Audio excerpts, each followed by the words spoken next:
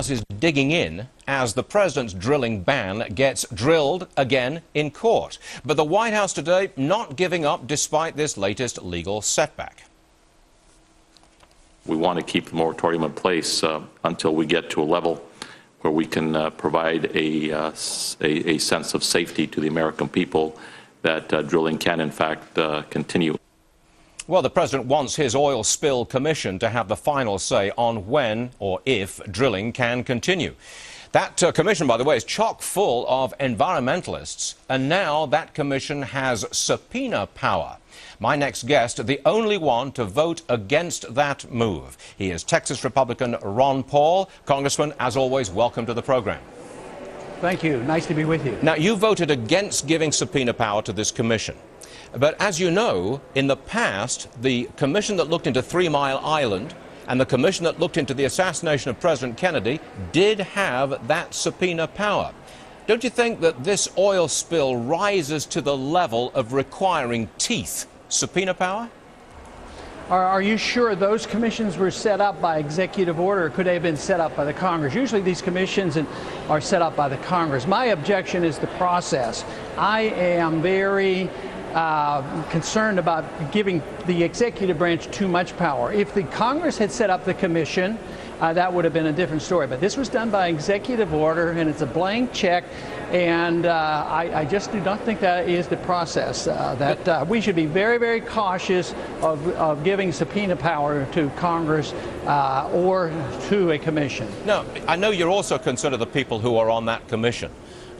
Because, as you can see, we're scrolling it up on the screen right now, most of them are environmentalists. I don't believe there's a driller or a serious oil person on that commission. But again, to return to your point about executive power overreach, maybe, again, doesn't this rise to the level of such a disaster that maybe the federal government really has to just get in there and do it?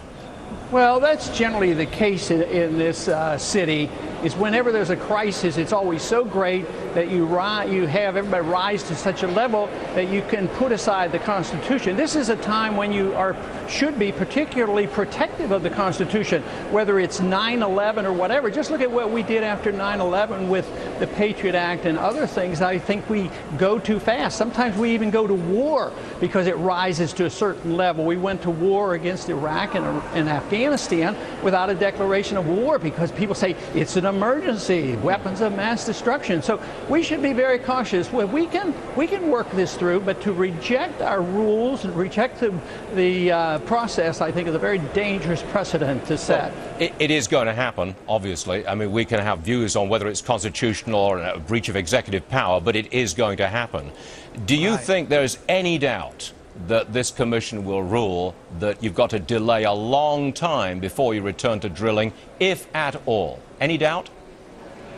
Well, it's hard to say because if the environmentalists had their way, that would be one thing. But there's also the fact that the large corporations and governments aren't always against each other. I think sometimes they work together. And, you know, BP is all for cap and trade, and they get a lot of benefits from our military protection in the Persian Gulf. So who knows what will come of it.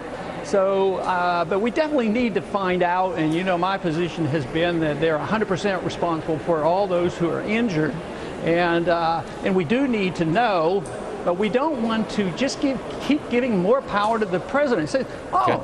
Executive order, yep. You know, neat little deal. Okay.